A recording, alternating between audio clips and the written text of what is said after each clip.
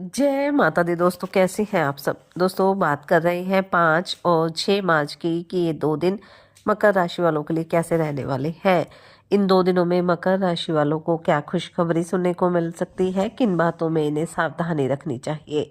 तो इन 2 दिनों का राशिफल जानने से पहले हम इन 2 दिनों का पंचांग जान लेते हैं। 5 मार्च 2026 दिन गुरुवार रहेगा। चैत्र माह कृष्ण पक्ष की द्वितीय तिथि जो 5:06 तक रहेगी, उसके बाद तृतीय तिथि प्रारंभ हो जाएगी। शूल योग रहेगा जो 7:44 तक रहेगा, उसके बाद गण योग प्रारंभ हो जाएगा।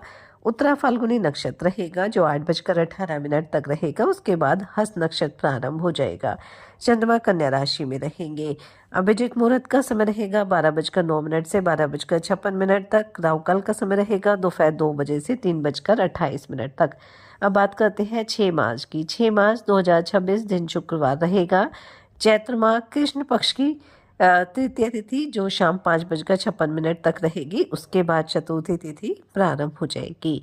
गण योग रहेगा जो 7:04 तक रहेगा, उसके बाद वृद्धि योग प्रारंभ हो जाएगा। हस्त नक्षत्र रहेगा जो 9:30 तक रहेगा, उसके बाद चित्रा नक्षत्र प्रारंभ हो जाएगा। चंद्रमा 10:19 तक कन्या राशि में फिर तुला राशि में आ जाएंगे। अभिजीत मुहूर्त का समय रहेगा 12:09 से 12:56 तक। राहुकाल का समय रहेगा 10:45 से 12:09 तक। दोस्तों चैत्र माह प्रारंभ हो चुका है और चैत्र केवल नए माह की शुरुआत के साथ एक नए वर्ष और एक नई ऊर्जा का संकेत भी देता है और इसका आध्यात्मिक महत्व भी होता है। हिंदू पंचांग के अनुसार चैत्र माह वर्ष का पहला महीना होता है और इसी के साथ रौद्र संवत्सर का आरंभ होता है। यह समय प्रकृति में नव चेतना का संचार करता है। और अगर धार्मिक मान्यता की बात की जाए तो सृष्टि के जो रचयिता थे भगवान ब्रह्मा, उन्होंने चैत्र शुक्ल पक्ष की प्रतिपदा तिथि से सृष्टि की रचना प्रारंभ की थी। इसलिए यह तिथि अत्यंत शुभ और पवित्र मानी जाती है और इसी दिन से हिंदू नववर्ष का शुभारंभ भी होता है। ये भी कहा जाता है कि इसी माह से सतयुग का आरंभ हुआ था। भगवान विष्णु ने इसी अवधि में मत्स्य अवतार लेकर जल प्रलय से सृष्टि की रक्षा की थी और चैत्र मास के साथ ही शीत ऋतु विदा हो जाती है और ग्रीष्म ऋतु का आगमन शुरू हो जाता है। इसी माह में चैत्र नवरात्रि आती है, तो इस माह में आप प्रतिदिन सूर्यदेव को जल अर्पित करें, दुर्गा सप्तशती का पाठ करें, माँ दुर्गा की पूजा अर्चना करें। इससे घर में सकारात्मक वातावरण बना रहता है। जैसा कि जानते ही हैं कि इस माह में ठंड की विदाई हो जाती है, गर्मी दस्तक देती है, शरीर और मन दोनों को संतुलित करने की आवश्यकता होती है और यही कारण है कि इस माह में व्रत, ध्यान और सात्विक जीवन पर जोर दिया जाता है और धार्मिक दृष्टि से इस माह का अति विशेष महत्व माना जाता है और शक्ति की उपासना बहुत पुण्यदायी मानी जाती है। इस माह में पवित्र नदियों में स्नान करना और दान पुण्य करना भी बेहद लाभकारी माना जाता है। तो जो भी आपकी सामर्थ्य में हो स्नान कर सकते हैं, नहीं तो घर पर ही गंगा जल डालकर स्नान करें। जो भी आपकी दान करने की सामर्थ्य है वो आप अवश्य करें, लेकिन अपनी सामर्थ्य अनुसार ही आप दान करें तो आपको उसके अच्छे फल की प्राप्ति होगी। तो चलिए बात कर लेते हैं ये 2 दिन मकर राशि वालों के लिए कैसे रहेंगे। ये 2 दिन मकर राशि वालों के लिए सामान्य रहने वाले हैं। इन 2 दिनों में आपको अच्छे खासे लाभ के योग भी बन सकते हैं। वहीं इन 2 दिनों में आपके फिजूल खर्चे भी बढ़ सकते हैं, इसलिए इन 2 दिनों में आपको अपने खर्चों पर भी नियंत्रण करके चलना है और किसी भी तरह का बदलाव आप चाहते हैं, चाहे वो करियर कारोबार है, तो सोच समझ कर करें ताकि आपको आगे चलकर किसी तरह की समस्या ना हो।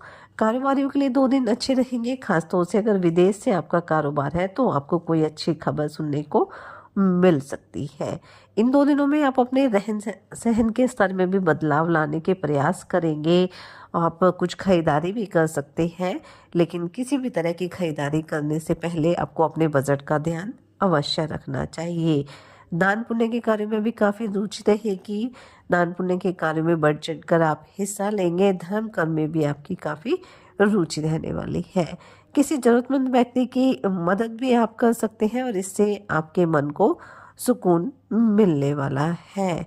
अगर किसी भी तरह की विपरीत परिस्थितियां आपके सामने बनती है तो धैर्य बनाकर आप चले, जिससे आपको किसी तरह की समस्या ना हो। इन 2 दिनों में किसी राजनीतिक आयोजन में सम्मिलित होने का मौका आपको मिल सकता है। घर परिवार के किसी सदस्य के विवाह को लेकर आप परेशान चल रहे थे, तो उसका विवाह भी इन 2 दिनों में तय हो सकता है, जिससे घर का माहौल काफ़ी खुशनुमा रहने वाला है। विद्यार्थियों के लिए 2 दिन अच्छे रहेंगे। उच्च शिक्षा प्राप्त करने के लिए आप काफ़ी प्रयास कर रहे थे, तो उसमें आपको सफलता प्राप्त होगी। घर परिवार के सदस्यों के साथ भी आप थोड़ा सा सामंजस्य बनाकर चले, ताकि किसी तरह की समस्या आपके साथ ना हो। कोई सरकारी काम यदि लंबे समय से पेंडिंग था, तो उसे भी आप पूरा करने की कोशिश करेंगे और सामाजिक कार्यक्रमों में बढ़ चढ़ कर आप हिस्सा लेंगे। इन 2 दिनों में आपकी आमदनी के सोर्सेज बढ़ेंगे, जिससे आपका जो आर्थिक पक्ष है काफ़ी मजबूत हो जाएगा। इन 2 दिनों में भाई बहनों से आपकी किसी बात को लेकर अनबन होने की संभावना है, इसलिए आप थोड़ा सा सामंजस्य कायम करके चले, जिससे आपको किसी तरह की समस्या ना हो।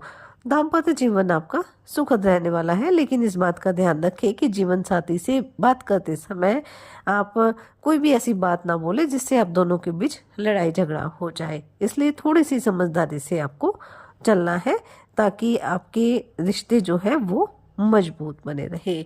कोई कानूनी मामला आपकी टेंशन को बढ़ा सकता है, इसलिए फिलहाल थोड़ी सावधानी बरतें और अपनी आंख और कान दोनों खुले रखें, ताकि किसी तरह की समस्या आपके साथ ना हो। पारिवारिक मामलों में किसी भारी व्यक्ति से सलाह लेने से बचें और अपने भाई बहनों के साथ ही आप सामंजस्य कायम करें। संतान यदि आपको कोई जिम्मेदारी दे तो आप उस पर खरे उतरेंगे। मित्रों के साथ भी आप मौज मस्ती में समय व्यतीत करेंगे। इन 2 दिनों में आप किसी प्रॉपर्टी को खरीदने या बेचने की योजना भी बना सकते हैं। नौकरी से संबंधित किसी काम को लेकर आपको बाहर जाना पड़ सकता है। यात्रा लाभकारी रहेगी, लेकिन इस दौरान कोई वस्तु आपकी खो सकती है, तो इस बात का आप विशेष रूप से ध्यान रखें। कुल मिलाकर देखें तो ये जो 2 दिन हैं वो मकर राशि वालों के लिए सामान्य रहने वाले हैं, इसलिए इन 2 दिनों में अपने कार्यों में थोड़ी सी सावधानी बरतें और मेहनत करते रहें, अपने प्रयास जारी रखें। साथ ही सच्चे मन से आप ईश्वर आराधना करें, हनुमान जी और शनिदेव की आराधना करें। हनुमान चालीसा का पाठ आप जरूर करें। अपनी सामर्थ्य अनुसार गरीब और असहाय लोगों की मदद करें, उन्हें दान दक्षिणा दें। इससे आपके जीवन में सदैव खुशियां बनी रहेगी। ये 2 दिन आपके लिए मंगलकारी रहे, शुभता भरे रहे। इसी मंगल कामना के साथ जय माता दी।